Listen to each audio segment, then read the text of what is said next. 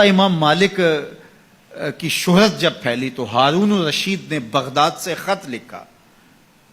امام مالک کو کہ میں آپ سے درس حدیث لینا چاہتا ہوں، اور چونکہ میں یہاں بغداد میں ہوں اور میرا آنا تخت و تاج کی حرکت ہوگی، اس لیے اگر آپ تشریف لائیں تو کوئی مشکل نہیں ہوگا، تو میں اپنے شاہی محل میں آپ کے لیے، آپ کے خدام کے لیے اچھا انتظام کر دیتا ہوں، اور ان کی ضروریات کا پورا خیال رکھا جائے گا۔ ماں شاگردوں کے آپ اگر بغداد میں تشریف لائیے تو کیا خوبصورت منظر ہو، اور میں آپ سے سیکھنا چاہتا ہوں۔ علامہ اقبال نے اس منظر کو بیان کیا کہ جب خط پہنچا امام مالک کو تو امام مالک نے خط پڑھا، آپ کے چہرے پر سرخ رنگت ظاہر ہوئی، اور آپ نے جواب میں لکھا، گفت مالک مصطفیٰ را چاکرم، نیز جو سودائے او اندر سرم۔ امام مالک بولے، ہارون رشید تو جانتا نہیں، جو جواب لکھا، ہارون رشید تو جانتا نہیں میں تو مصطفیٰ کریم کا نوکر ہوں،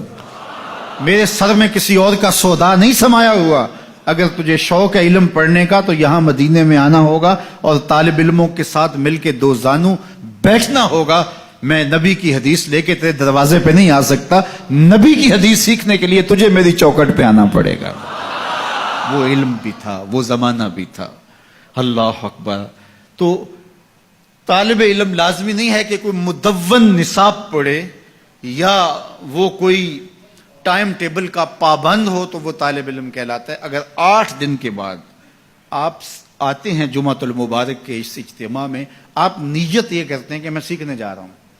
یہ میری ہفتہ روزہ کلاس ہے، مجھے کسی موضوع پہ کچھ آج سننا ہے، اس کو سیکھنا ہے، اس کو آگے پھیلانا ہے، اس پہ عمل کی کوشش کرنی ہے، تو آپ گھر سے چلتے ہیں اور سیکھتے ہیں، اور زندگی بھر آپ سیکھنے کے عزم میں رہتے ہیں۔ بوڑھے ہو گئے لیکن سیکھنے کا عزم کبھی بوڑھا نہیں ہوا۔ تو سنو میرے حضور نے کیا کہا، جو آدمی علم کے طلب میں اپنے سفر کو جاری رکھے ہوئے ہے اور اس نے ابھی تکمیل نہیں کی کہ اس کی موت واقع ہو گئی، فرمایا کل قیامت کے دن نبیوں اور اس کے درمیان صرف 1 درجے کا فرق ہوگا، اتنے اونچے درجے پہ جائے گا کہ صرف 1 درجے کا فرق ہوگا۔ یہ وہ شخص ہے جس نے علم دین کی طلب میں اپنی زندگی گزار دی۔ اور جب طالب علم گھر سے چلتا ہے، اللہ کے نوری فرشتے اس کے پاؤں تلے اپنے پر بچھاتے ہیں۔ بڑا پروٹوکول ہوتا ہے کہ سرخ قالین بچھے ہوں کسی کے لیے، سربراہ مملکت ہو یا کوئی اور قابل اعتبار ہستی ہو اور کسی عالی مرتبت شخصیت سے ملنے جائے اور وہ اعزاز تکریم کے ساتھ اس کو نوازے، اور سرخ قالین بچھے ہوئے ہوں، اعزاز و تکریم دیا جا رہا ہو،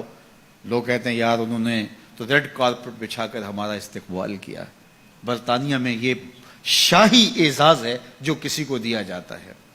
اللہ اکبر۔ لیکن یہ کارپٹ جو بچھائے جاتے ہیں، یہ گھسے پٹے کئی لوگوں کے پاؤں تلے روندے ہوئے، چلو آپ ایران کے نئے قالین ہی سمجھ لیجئے، کوئی کتنے بچھائے گا، یہاں سے لے کے دروازے تک بچھا دے گا، چلو بائی پاس تک بچھا دے گا، کوئی کسی کے لیے 1 کلومیٹر 2 فرلانگ 10 کلومیٹر کتنے بچھائے گا، لیکن 2000 کلومیٹر سے چلا ہے طالب علم اللہ کے فرشتوں کے نوری پر، وہاں سے اس کے قدموں تلے بچھتے چلے آ رہے، اور یہ قالین کسی دنیا کے کارخانے میں نہیں بنے ہیں، یہ فرشتوں کے تقدس مآب پر ہیں جو طالب علم کے پاؤں تلے بچھتے ہیں۔ وہ اعزاز، وہ تکریم جو ان طالب علم کو دیا گیا ہے وہ کسی اور کو نہیں دیا۔ سب سے بڑی بات یہ ہے کہ اللہ کے محبوب علیہ السلام نے علماء کو اپنا وارث قرار دیا۔ نبیوں کی وراثت درہم و دینار نہیں ہوتا، نبیوں کی وراثت علم ہوتی ہے۔ اس لیے علم طلب کرنے کی ہم ترغیب دی گئی، اور اس کے لیے ہمیں جتنی بھی محنت کرنا پڑے ہمیں اس کی ترغیب ہے، حتیٰ کہ ہمیں سنگلاخ پہاڑوں کا سفر کرنا پڑے، ہمیں سمندروں کو عبور کرنا پڑے، ہمیں صحراؤں کے کلیجے چیرنے پڑے، ہمیں چین پہنچنا پڑے، تو ہم وہاں سے بھی علم کشید کر کے لائیں گے۔